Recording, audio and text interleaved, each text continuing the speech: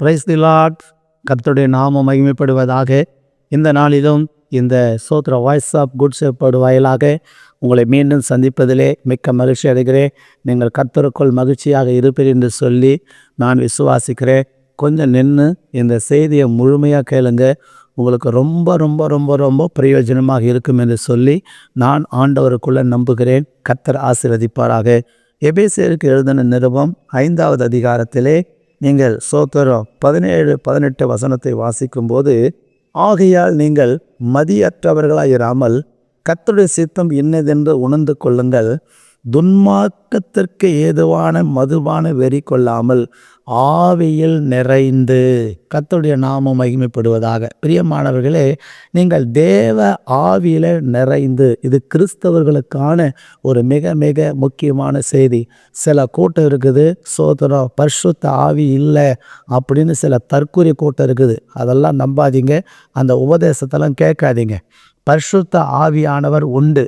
பிதா, குமாரன், பரிசுத்த ஆவின் திரியேக நாமத்தினாலே யார் உங்களை சத்தியத்தை போதிக்கிறார்களோ, சபையை நடத்துகிறார்களோ, ஆவில நிறைந்து அந்நிய பாஷையை பேசி கர்த்தருடைய நாமத்தை தொழுது கொள்ளுகிறார்களோ, அந்த சபையில் ஐக்கியமாக இருங்க.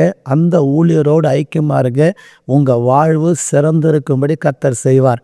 சில பொய்யான மாய்மாலமான வசனங்களெல்லாம் சொல்லி சோத்திரம் வசனத்தை திரிச்சு பேசுகிற பரிசுத்த ஆவி கிடையாது.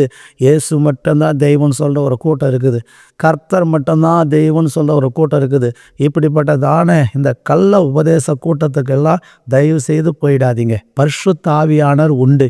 இயேசு கிறிஸ்து நமக்காக மரித்து அடக்கம் பண்ணப்பட்ட பிறகு 3ஆம் நாள் உயிர்த்தெழுந்தார். 3ஆம் நாள் உயிர்த்தெழுந்த பிறகு அதுக்கப்புறம் 40 நாள் அளவும் சீசர்களுக்கு தரிசனமாகி பெந்தகோஸ்து என்று சொல்லக்கூடிய 50வது நாளிலே மேல் வீட்டு அறையில் சீசர்களெல்லாம் கூடியிருங்க, என் ஆவியை ஊற்றுவேன்னு இயேசு சொன்னார்.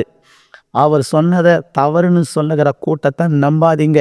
இந்த பரிசுத்த ஆவிக்காக அவர்கள் காத்திருந்தார்கள். ஒருமனப்பட்டு தேவ ஆவியானவங்க மேலே என்ன பண்ணார்? இறங்கினார், நிரப்பினார். பரிசுத்த ஆவியில் ஜனங்க நிரம்பினதுனால தான் பேதுரு பயந்துக்கிட்டு இருந்த அந்த பேதுரு தைரியமாக எழுந்து தேவனுடைய மகத்துவங்களை சொல்லி கர்த்தரை துதிச்சாங்க, ஆராதிச்சாங்க, அந்நிய பாஷையில் பேசினாங்க, தேவனுடைய நாமத்தை மகிமைப்படுத்தினாங்க. பிரியமானவர்களே, நம்முடைய வாழ்க்கையில் பரிசுத்த ஆவியில் ஒவ்வொரு கிறிஸ்தவ பிள்ளைகளும் நிறைந்து ஜெபிக்க வேண்டும். அப்படி பரிசுத்த ஆவியில் நாம் நிறைந்து ஜெபிக்கும் போது, நீங்கள் அப்போஸ்தலர் 2ஆம் அதிகாரத்தில் 1-11 வரை வாசிப்பீங்கன்னு சொன்னால், தேவனுடைய மகத்துவங்களை பேச வைத்தது. நீங்கள் சிலுவையில் இயேசுவை கொன்னீங்க, சிலுவையில் அடிச்சிங்க, சோத்திர ஆண்டவராகிய தேவன் 3ஆம் நாள் உயிர்த்தெழுந்தார், அதுக்கு நாங்கள்லாம் சாட்சி என்று சொல்லி தேவனுடைய மகத்துவங்களை சொல்லி சொல்லி சொல்லி பிரசங்கிக்க வைத்தது. பவுல தைரியம் வந்துடுச்சு. ரட்சிக்கப்பட்ட ஆவியில் நிறைந்த ஜெபிக்கிறாரு. 3000 பேர் 5000 பேர் ரட்சிக்கப்படுறாங்க. தேவனுடைய மகத்துவங்களை சோத்திரம் சொல்ல வைக்கும் நீங்கள் ஆவியில் நிறைந்தால்.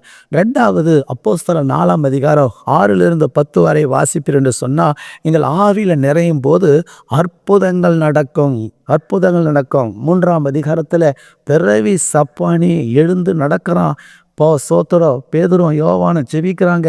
வெள்ளியும் பொண்ணு என்கிட்ட இல்லை, தேவனுடைய நாமத்தினால சொல்கிற, எழுந்து நட. சப்பானி எழுந்து நடக்கிறான். அற்புதங்கள் நடக்கும். நீங்கள் ஆவியில் நிறைந்து ஜெபிக்க அநேக அற்புதங்களை நீங்கள் பெற்றுக்கொள்ளுவீங்க. எண்ணி முடியாத கிரகிக்க முடியாத அற்புதங்களை உங்கள் வாழ்க்கையில் இயேசு கிறிஸ்து செய்வார்.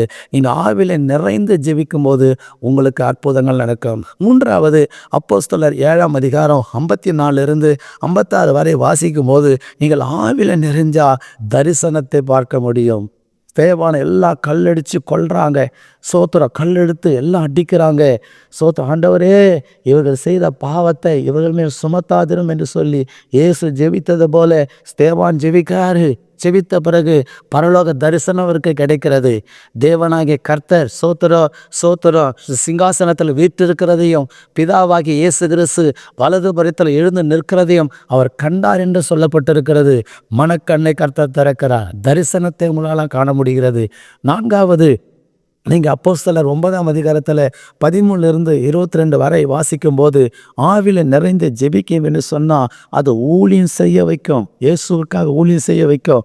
பவுல் சீசர்களை கிறிஸ்தவங்களை அடித்து துன்புறுத்திக்கிட்டு இருந்தார்.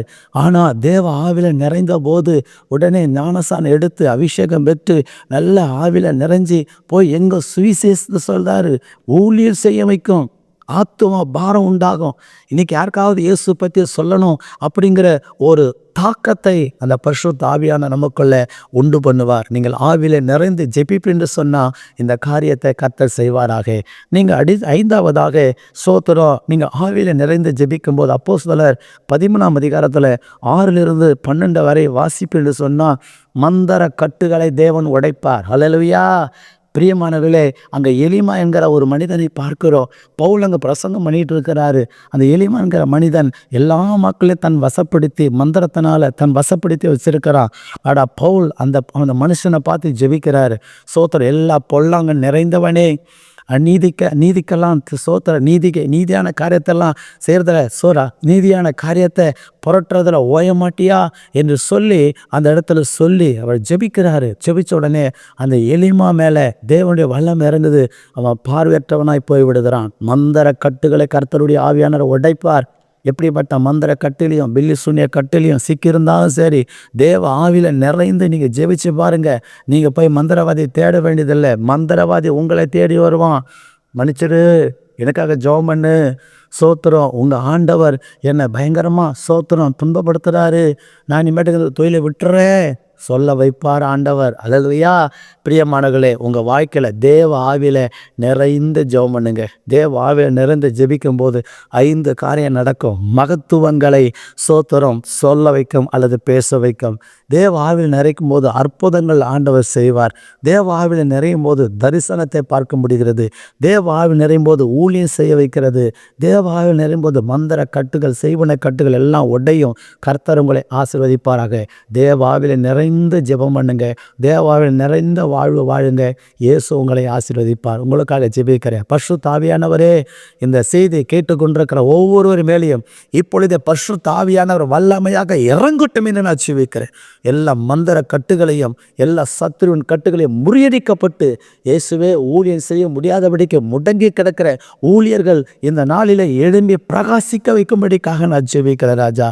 இந்த நாளில் கூட மனுஷனுக்காக மற்றவங்களுக்காக பயந்து ஒடுங்கி கொண்டிருக்கிற தேவ பிள்ளைகள் இப்பொழுது தேவ ஆவியால நிரப்பி அவர்களுக்கு மத்தியில் வைராக்கியமாக தேவ பணியை செய்ய வைக்கும்படிக்காக ஜெபிக்கிறேன்.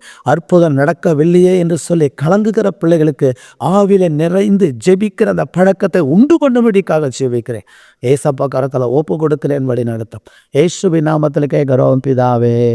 ஆமேன், ஆமேன், ஆமேன். ஹல்லேலூயா, ஆமேன். God bless you. கர்த்தர் உங்களை ஆசீர்வதிப்பாராக.